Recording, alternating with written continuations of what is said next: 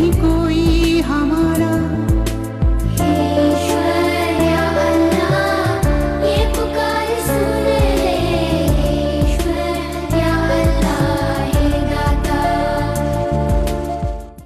नाज़रीन आदाब, आलमी मंजर स्पेशल में आपका खैर मकदम है। मैं हूं तहसीन मुनव्वर। फैज़ अहमद फैज़ ने कहा था पाकिस्तान के ही बारे में, ये दाग दाग उजाला, ये शब गजीदा सहर, वो इंतज़ार था जिसका ये वो सहर तो नहीं, ये वो सहर तो नहीं जिसकी आरजू लेकर चले थे यार के मिल जाएगी कहीं ना कहीं, ये वो सहर तो नहीं। जी हाँ, सरहद के पार पाकिस्तान में जिस तरीके से दहशत गर्दों ने अपनी दहशत का नंगा नाच उन मासूम बच्चों के साथ खेला है जो बेकसूर थे, उसने ना सिर्फ पाकिस्तान में बल्कि हिंदुस्तान में भी दिलों को बेचैन कर दिया है। उनके लिए हमारे मुल्क में भी आंखें नम हैं। हमारे मुल्क की पार्लियामेंट ने उन बच्चों को खिराज अकीदत पेश करने के लिए 2 मिनट की खामोशी इख्तियार की। हमारे स्कूल के बच्चों ने उन बच्चों की याद में 2 मिनट की खामोशी इख्तियार की। या रब, जिन्होंने ये जुल्म किया है तू उन्हें उनके कैफरे किरदार तक पहुंचा। उन वालदैन को जिन्होंने अपने लख्ते जिगर खोए हैं सब्र अता फरमा, और उन मासूम बच्चों को जो इल्म की तलाश में मारे गए हैं तो अपनी रहमत की आगोश अता फरमा। शंभुनाथ शुक्ला जी, बच्चे ही क्यों? बच्चे सबसे एक तो सॉफ्ट टारगेट तो हैं ही, दूसरे जो उनके तहरीके तालिबान के जो स्पोक्स पर्सन खुरासानी ने कहा है कि आर्मी ने हमारे बच्चों और औरतों को मारा था इसलिए हमने ये बदला लिया है। लेकिन इस तरह से बच्चों से बदला लेना ऐसा लगता है जैसे इंसानियत ही मर गई है किसी भी संगठन में। ठीक है, उन्होंने क्या किया, लेकिन क्या हम भी बच्चों से बदला लेंगे? जिस स्कूल में कुल 1100 बच्चे हों वहां 132 बच्चों को मार देना, 9 तो स्टाफ के लोग मारे गए हैं, लेकिन 132 बच्चों को मार देना कितना बड़ा हादसा है। 200 के करीब बच्चे जख्मी हालत में, उनमें से कई बच्चे खुदा न खास्ता अपाहिज ना हो जाएं, उनकी जिंदगी अजीरन हो गई है। और जो दिमाग पे जो उन्होंने जिस असर पड़ा है, जैसे उन्होंने बताया कि कुछ बच्चों को मारने के बाद फिर मारा गया, उनके लाश पे भी गोली मारी गई, चुन चुन के बच्चों को मार रहे हैं। ये मतलब ये किस किस्म की जहालत का मुजाहरा किया है। नाज़रीन, हम आपको बता दें कि हमने इसीलिए हम इतना बेचैन थे कि हमने अपने मेहमानों का भी तारुफ आपसे नहीं कराया। मैं आपको एक बार बता दूं कि हमारे दरमियान आज जो हम पाकिस्तान के हालात हैं, जिस तरह हमारे बच्चों को मारा गया, उस पर बहस करने के लिए बहस किया। हम इस पे एक तरीके से गौर कर रहे हैं, फिक्र करना चाहते हैं कि आखिर दुनिया जा किधर रही है। तो हमारे दरमियान 3 जो ख़ास मेहमान मौजूद हैं, जैसे कि शंभुनाथ शुक्ला जी जो हमारे बहुत ही सीनियर सहाफ़ी हैं, सरकर्दा सहाफ़ी हैं, उनसे आपने सुना, उनका तारुफ आपके पास मैंने पहुंचाया अभी। उसके अलावा हमारे दरमियान मौजूद हैं lieutenant general doctor Niranjan Singh Malik साहब। मलिक साहब से भी हम बात करेंगे और मालूम करना चाहेंगे कि आखिर जंगो जदल के दौरान क्या कुछ बच्चों के लिए, कुछ अस्पतालों के लिए, कुछ जो मजबूरों के लिए भी कोई उसूल होते हैं कि नहीं होते। और इसके अलावा हमारे दरमियान CSDS के associate fellow doctor Chandra Srivastava भी हमारे दरमियान मौजूद हैं। जनरल मलिक, मैं आपसे ये पूछना चाहता हूं कि ये जो कुछ वहां पर हुआ है, ये किस तरह की, अगर दहशतगर्द किसी इशारे पर भी काम कर रहे होंगे तो उनका मकसद क्या था? देखिए, मकसद तो उनका यही था कि दहशतगर्दी बढ़ाना और पूरे देश को, पूरे मुल्क को जो है वो ऐसे दहशतगर्दी में, और सिर्फ मुल्क को ही नहीं, पूरी इंसानियत को। और उनका निशाना वहीं पर अकेला नहीं था, अफ़गानिस्तान और हिंदुस्तान और साथ के साथ में जो सेंट्रल एशिया के दूसरे कंट्रीज़ हैं उनके ऊपर भी इसकी चीज़ का निशाना था। इसमें कोई शक नहीं है कि ऐसी हरकत सिर्फ एक कोई बारबरिक आदमी होगा वो ही कर सकता है। कोई सिविलाइज्ड आदमी जो कि समझता है, जिसके अपना परिवार है, अपने घर है, जो उसमें रहता है, वो एक समाज में रहता है, वो ऐसी किस्म की कोई हरकत नहीं कर सकता है। और इसमें भी कोई शक नहीं है कि आज पाकिस्तान के हालात जो हैं उसके अंदर इस किस्म की जो हरकत हुई है ये कोई एक्स्ट्रा ऑर्डिनरी चीज़ नहीं हुई है। और ये सारा का सारा जो बना हुआ है ये पाकिस्तान ने अपने ऊपर ढाना है। तो वो एक कई दफ़ा मैं साथ रहा हूँ। मैं आपको बताता हूँ, मैं मॉस्को में था 4 साल, 1 साल मेरे साथ पाकिस्तानी अफसर्स थे वहाँ पर। हम एक ही बिल्डिंग में थे, वो साथ थे, मैं अकेला था वहाँ पर। और वहाँ पर भी हम इस चीज़ को, उनकी जो सोच थी उसको देखते हुए अचंभा होता था कि एक ऐसी सोच भी आदमी रखता है इस प्रकार की। कई दफ़ा हम उसको कहते थे। वो हिंदुस्तान के ख़िलाफ़ तो बिल्कुल ही इस प्रकार थे, लेकिन साथ के साथ में कई दफ़ा बीच में आ जाता था कि वो दूसरों के ख़िलाफ़ भी इसी प्रकार की सोच रखते थे। लेकिन अब तो वो अपने बच्चों की तरफ आ रहे हैं। डॉक्टर चंद्रशेखर, वही तो मैं कह रहा हूँ ना आपको, पाकिस्तान ने जो बोया था वही काट रहा है क्या? कहा जा सकता है नाजुक शाख के ऊपर वो नशेमंद बनाने की कोशिश थी और वो नापायदार साबित हो रहा है लगातार। लेकिन अगर आपकी बात मुनव्वर साहब बच्चे ही क्यों से शुरू करें, मुझे लगता है बड़ा ज़रूरी सवाल आपने पूछा था। तो ये वक्त जब हमला हुआ है वो गौर करने लायक है और उसमें उसके जवाब छुपे हुए। हफ्ते भर पहले मलाला को नोबेल प्राइज मिला था जी, और मलाला को तहरीके तालिबान पाकिस्तान वेस्टर्न फोर्सेस का एजेंट मानता है। वो उसको ऐसी आवाजें हैं जो मलाला का भी मजाक उड़ाती हैं। तो सिंबॉलिक डोमेन में अगर जाके हम सोचे तो ये हमला दरअसल वो इसके सहारे ये कहने की कोशिश करेंगे, तालिबान कहने की कोशिश करेगा पाकिस्तान का, कि हमने ये हमला असल में वेस्टर्न फोर्सेस के आइडियोलॉजिकल न्यूएंसेस पर किए। दूसरे लेवल पर ये हमला बच्चों के ऊपर, मासूम बच्चों के ऊपर उनकी तरफ से नहीं है। उनकी तरफ से ये हमला आर्मी कैंप की शक्ल में, अगर कोई एक ढांचा खड़ा है जैसे कि स्कूल, वो आर्मी स्कूल है, तो वो सिंबॉलिक डोमेन में खेल रहे हैं। वो ये कह रहे हैं कि तमाम बच्चों को नहीं मार रहे हैं हम, आर्मी स्कूल के बच्चों को मार रहे हैं, आर्मी हमारा निशाना है, ये संकेत देना चाहते हैं। और तीसरी तौर पे ये बताना चाहते हैं, मलाला के पिता मलाला को पेशावर ले आए थे, पढ़ाई ना हो पा रही थी वहाँ पे, तो 2009 से लेकर 2012 के बीच में ऐसे हालात थे। एक लेवल पे तहरीके तालिबान ये भी बताना चाहता है कि साहब हम स्वात घाटी में ही नहीं हैं, हमारी पहुँच पेशावर तक है। तो 3 मैसेज है इसके। मुझे लगता है अगर हम ऐसे सोचे तो कुछ गुत्थियां सुलझाई जा सकती। हाँ, लेकिन सोचे तो यही समझ में आता है नाज़रीन के ये बहुत ही बुज़दिल लोग हैं और बहुत ही ज़्यादा घबराहट का शिकार है, और पूरी दुनिया जो है वो इस वक्त जो है पूरे आतंक और जिसको हम कहते हैं दहशतगर्दी के साए में जो है सांस लेने पर मजबूर कर दी गई है। और इसके पीछे कौन कौन सी ताकतें कार फरमाएं उस पर गौर करेंगे, मगर यहाँ वक्त है एक मुख्तसर वक्फे का। हम लौट कर आते हैं इस वक्फे के बाद।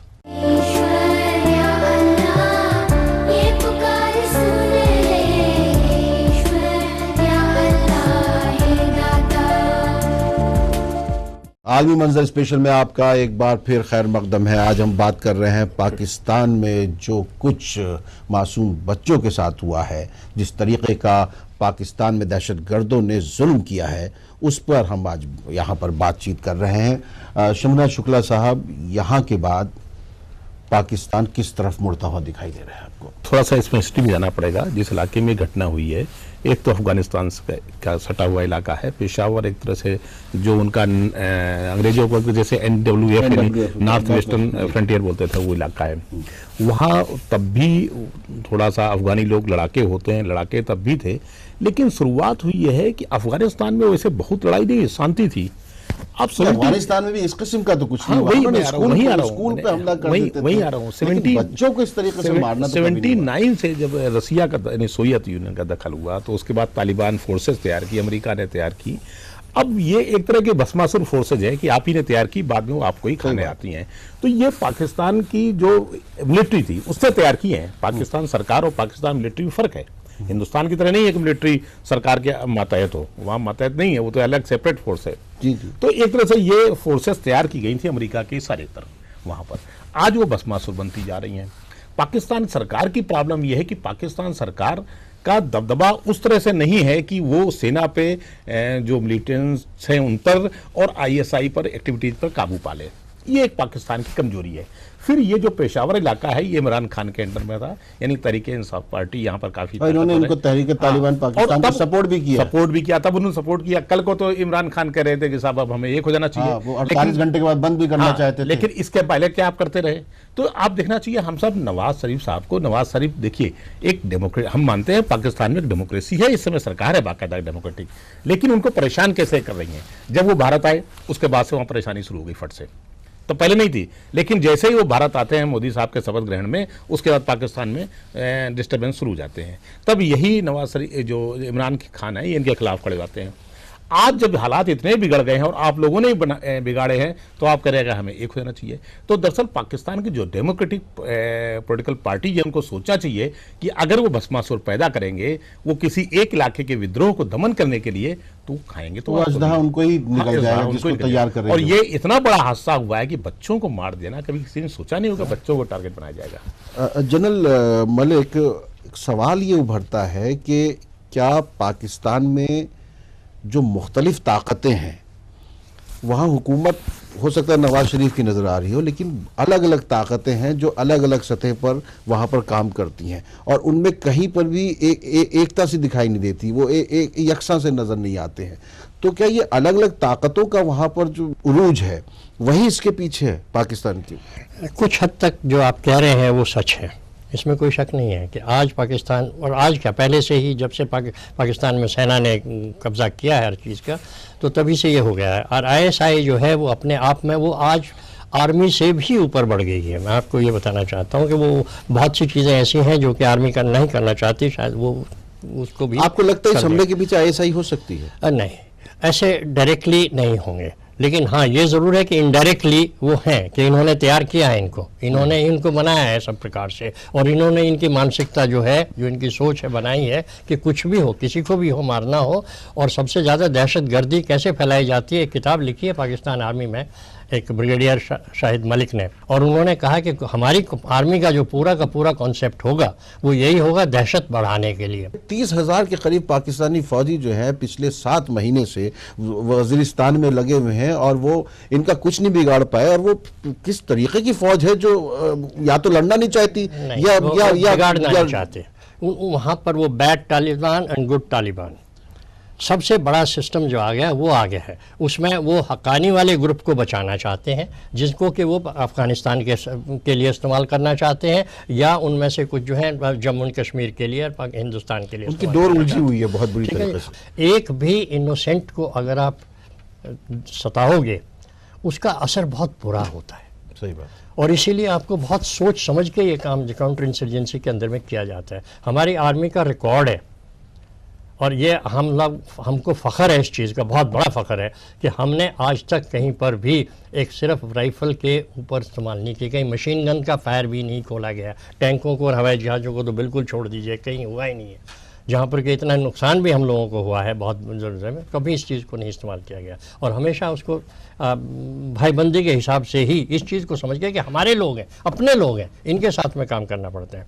अनफॉर्चुनेटली ये कॉन्सेप्ट पाकिस्तान आर्मी में नहीं है, और पाकिस्तान के अंदर में जब से ये सोवियत यूनियन का वहाँ पर अफ़गानिस्तान में हुआ था, और उन्होंने तालिबान बना के वहाँ पे लड़ने के लिए अमेरिका की मदद से वहाँ भेजे थे, तो सारा का सारा माहौल ही तब से बिगड़ता चला आया है।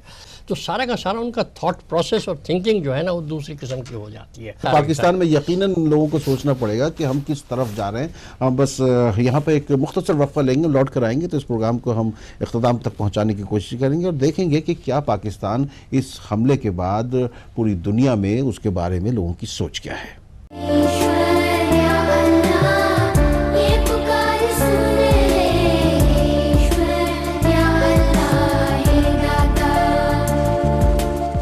नाज़रीन, आलमी मंजर स्पेशल में आपका एक बार फिर खैर मकदम है। आज हम बात कर रहे हैं पाकिस्तान में बच्चों पर, मासूम बच्चों पर जिस तरह का बुज़दिलाना हमला किया गया है, उसको लेकर दुनिया के बारे में और दहशतगर्दी के बारे में हम यहाँ पर बात कर रहे हैं। और आज हम बहस नहीं कर रहे हैं, आज हम सिर्फ जानना चाहते हैं, हम सोचना चाहते हैं कि आखिर ये किस तरफ जा रहा है वो मुल्क। डॉक्टर चंदन श्रीवास्तव साहब, मेरा सवाल ये है कि क्या पाकिस्तान इस हमले को बैनुल-अक़वामी सतह पर अपने लिए इस्तेमाल करना चाहेगा, अपने फ़ायदे के लिए इस्तेमाल करना चाहेगा? निश्चित तौर पे वहाँ के फॉरेन पॉलिसी का हिस्सा रहा है कि वो आतंकवाद को दूसरे देशों के ख़िलाफ़ इस्तेमाल करता है और अपनी माली बहबूदी के लिए इस्तेमाल करता है।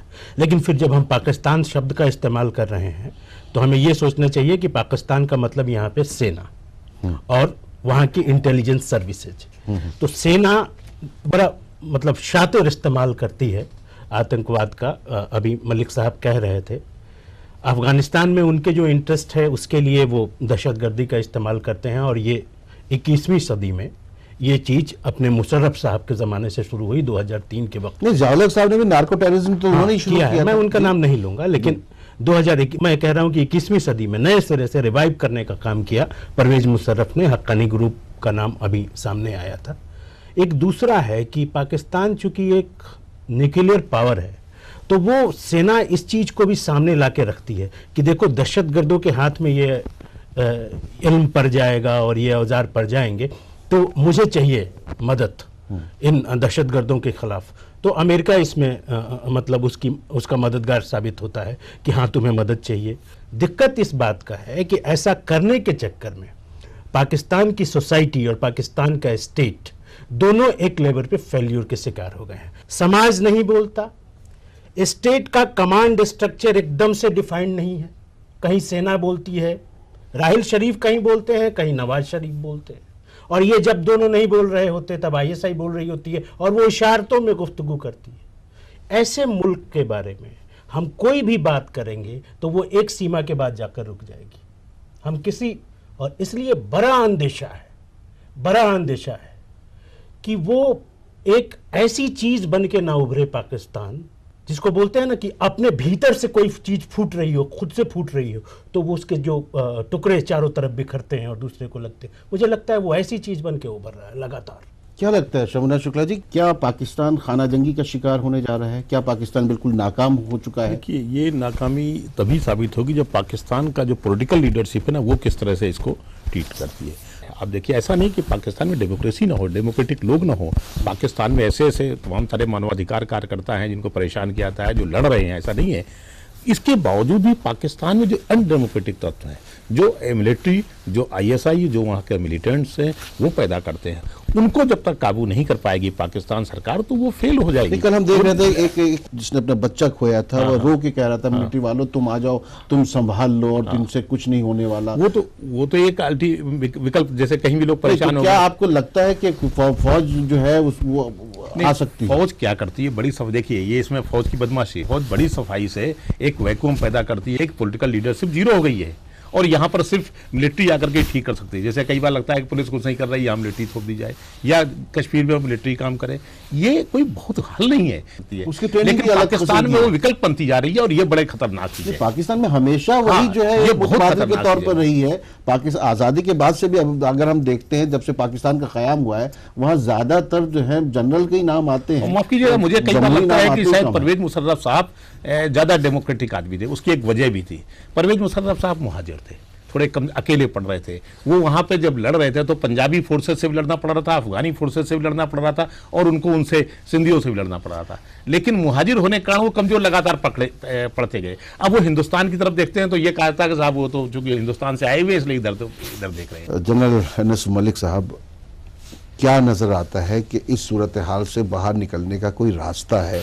मुख्तसर आप बताएंगे। ये पाकिस्तान के लिए तो एक ही रास्ता है, वो हमेशा से रहा है। अब ये खतरा हमारे लिए भी है, ये खतरा हमारे पूरी लिए है, दुनिया के बहुत लिए भी है। बड़ा खतरा है हमारे लिए। वो दहशत की फैक्ट्री जो उन्होंने लगाई थी, वहां से लोग पूरी दुनिया में फैल चुके हैं, तो ये खतरा हमारे लिए। ये तो आज कोई शक नहीं है कि कहीं पर भी कोई आतंकवाद का होता है, उसमें कहीं ना कहीं पाकिस्तानी का अंश ज़रूर होता है। ठीक है जी। तो इस वक्त मैं तो यही समझ सकता हूँ कि पाकिस्तान में यही है कि डेमोक्रेसी आए, और डेमोक्रेसी आने के लिए आपको सेना को जो है ना, वो पाकिस्तान की सिविल गवर्नमेंट के अंडर में आना पड़ेगा, और ISI को। और इसका एक ही तरीका है कि अमेरिकन वाले अपना हाथ ठीक प्रकार से खींचें, ठीक है जी। और जो भी मदद, कोई भी मदद उनको दी जाती है, मॉनेटरी मदद, वो सिर्फ सिविल वर्क्स के लिए और उनके जो इकोनॉमिक के लिए, इकोनॉमी को ठीक करने के लिए दी जाए, सेना के लिए नहीं। जब तक ये नहीं होगा, इस चीज़ का दबाव हमको चाइना पे भी डालना पड़ेगा, क्योंकि चाइना भी इसका शिकार हो सकता है। ठीक है जी। और इसका असर हमें रूस के ऊपर भी डालना पड़ेगा, चाहे चेचनिया हो, चाहे सेंट्रल एशिया हो, पूरा का पूरा, और ईरान तो साथ में इसमें हर हालत में होना ही पड़ेगा। ठीक है जी। इस चीज़ को देखते हुए हमें हर हालत में ये करना पड़ेगा कि पाकिस्तान के अंदर जो है ना, असली चीज़ जो मैं बता रहा हूँ आपको, असली मुद्दा जो है ना, वो ISI और आर्मी है। इन दोनों को आप कंट्रोल करिए, आपको दहशतगर्दी भी कंट्रोल में आ जाएगी। चलिए नाज़रीन, इसी बात के साथ हम इस प्रोग्राम को यहाँ पे इख्तिताम पसीर करना पड़ेगा। वक्त हमारा तमाम हो रहा है कि तो एक शेर याद आ गया राहत इंदौरी साहब का कि तूने खेतों में इंसानों के सर बोए थे, अब ज़मीं खून उगलती है तो हैरत क्यों है। हम हैरत में तो हैं कि आखिर वो लोग जो कि मज़हब का नाम लेते हैं वो मासूम बच्चों को किस तरह कत्ल कर सकते हैं। अगर हमें दहशतगर्दी का मुकाबला करना है तो पूरी दुनिया को दहशतगर्दी के ख़िलाफ़ एक होना होगा, चुन चुन कर नहीं बल्कि तमाम दहशतगर्दों के ख़िलाफ़ हमें मुकाबला करना पड़ेगा, तमाम दहशतगर्दों के ख़िलाफ़ हमें एक होना पड़ेगा। आइंदा हफ्ते फिर किसी नए मौजू के साथ हम इस प्रोग्राम में आलमी मंजर स्पेशल में आपसे रूबरू होंगे। तब तक लिए इजाज़त दीजिए। आदाब।